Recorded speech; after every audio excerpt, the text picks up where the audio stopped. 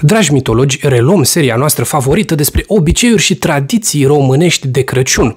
Sărbătoarea Crăciunului are parte în România de tot felul de obiceiuri, de tot soiul de tradiții, care diferă de la o regiune la alta, desigur. De asemenea, este o perioadă a superstițiilor transmise din generație în generație. Colindele, scenetele cu motive religioase și mesele bogate sunt nelipsite în toate colțurile României, dar în Dobrogea există datini cu totul și cu totul speciale, mai ales datorită diversității obiceiurilor aduse de comunitățile de machidoni, turci, tătari, lipoveni, greci, ucrainieni și bulgari.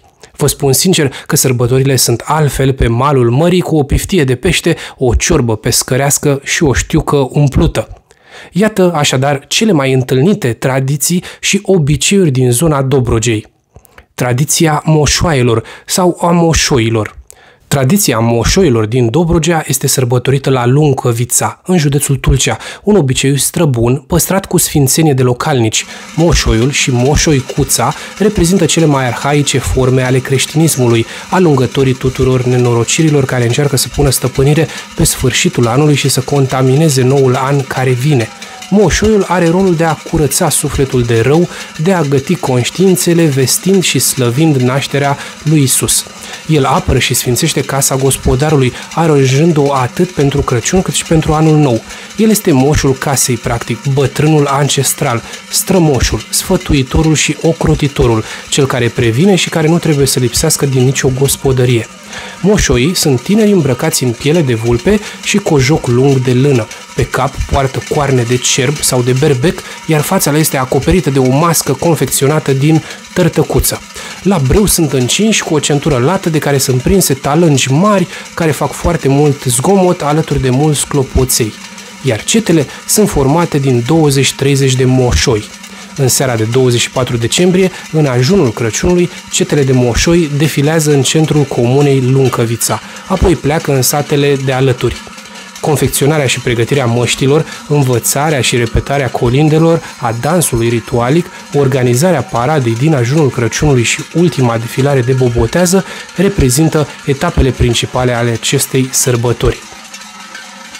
Zgomotul produs de cioaie și de talangă pregătește noul an care se apropie, îl curăță de rele, îl primenește.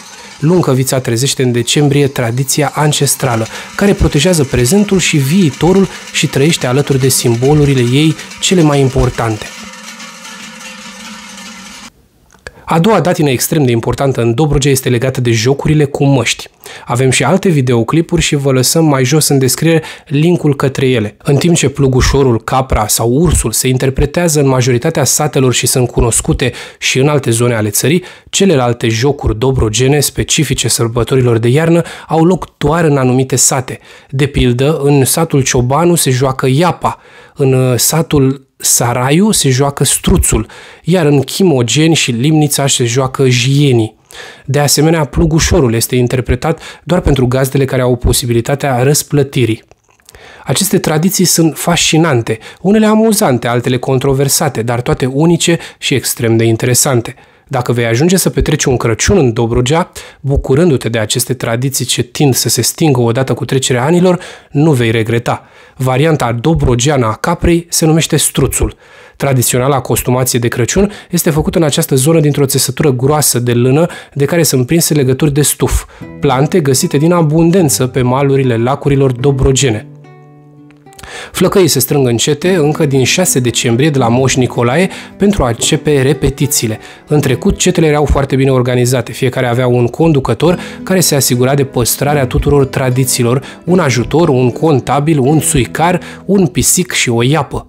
Aceste orânduiri se mai păstrează încă în unele localități în care băieții se mai organizează după vechile obiceiuri. În nordul Dobrogei, în apropierea munților Măcinului, cetele de feciori au și Oleleul, personaj de origine păgână, care intră primul în gospodărie, înconjoară ceata de colindători de 2-3 ori, după care o veghează.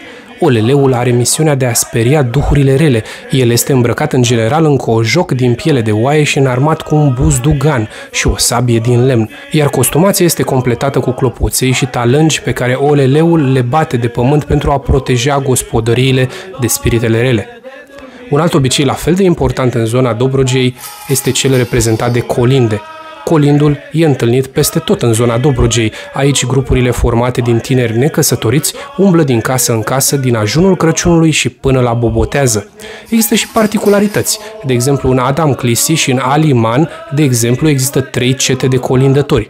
Ceata de copii, ceata cea mică, formată din tineri necăsătoriți, și ceata cea mare, alcătuită din bărbați însurați. Uneori cântatul este însoțit de jocul caprei sau al țurcii. Costumul purtat la dans îmbină elemente animale, coarnele cerbului și ciocul unei berze. Pe lângă colindele populare în toate zonele țării, precum Astăzi s-a născut Hristos sau Deschide ușa creștine, se cântă și colinde la cerere, de regulă adaptate în funcție de meseria gazdei sau de poziția sa în societate. Colindătorii sunt răsplătiți cu mere, nuci și colaci, iar fetele nemăritate dăruiesc tinerilor coronițe de flori. Desigur, există și colinde specifice, tradiționale zonei Dobrogea.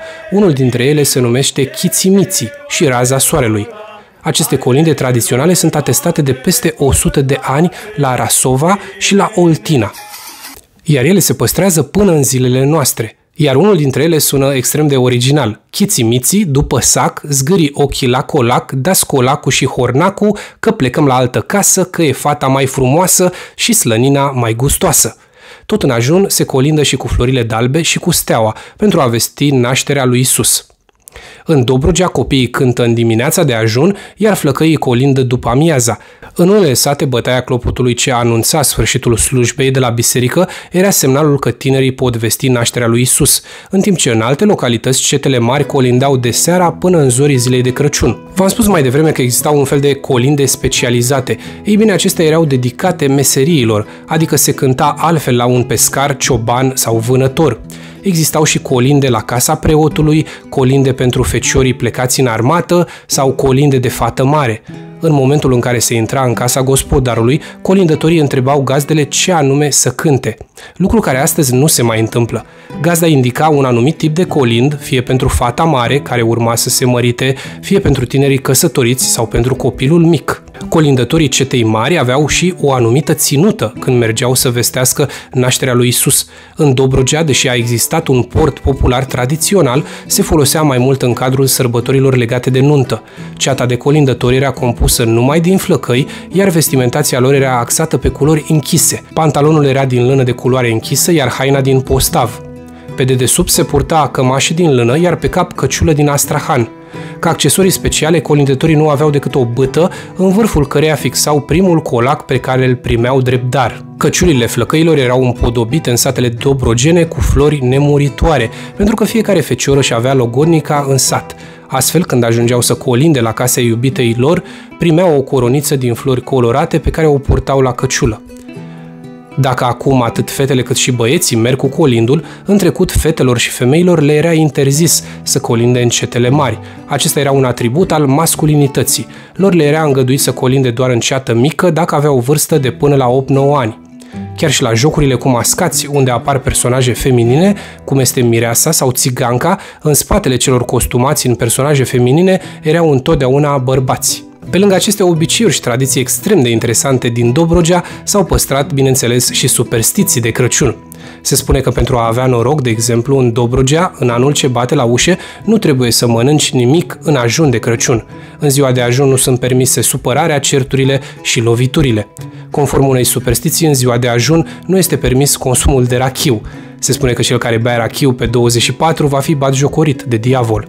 Un obicei popular este aducerea unei crenguțe de vâsc în casă. Aceasta este aducătoare de noroc, belșug și alungă certurile și ghinionul. O tradiție presupune și împodobirea bradului de Crăciun cu un săculeț mic umplut cu boabe de fasole albă, care simbolizează puritatea. Casa nu trebuie măturată în ziua de ajun, căci așa se alungă tot norocul. O altă superstiție spune că dacă un bărbat intră primul în casă în ziua de ajun și ziua de Crăciun, familia va fi binecuvântată cu noroc tot anul care urmează. Un alt obicei respectat în special la sate este aruncarea boabelor de grâu sau porumb către colindători. Boabele călcate trebuie împărțite apoi la păsări, pentru ca acestea să dea ouă din belșug. Ajunul Crăciunului este o sărbătoare plină de obiceiuri și tradiții populare, multe dintre ele păstrându-se încă ca atare. Așadar, dragi mitologi, iată cele mai interesante și originale tradiții și obiceiuri care încă s-au păstrat în zona Dobrogei. Dacă treceți prin zonă, nu uitați de piftia aia de pește. Eu sunt Delmo. Ca de obicei, vă lăsăm mai multe linkuri în descriere către alte obiceiuri și tradiții importante din zone precum Banatul, Bucovina, Maramureșul sau Oltenia. Data viitoare vom vorbi despre obiceiurile și tradițiile altor comunități din zona Dobrogei, precum turcii, tătarii și lipovenii.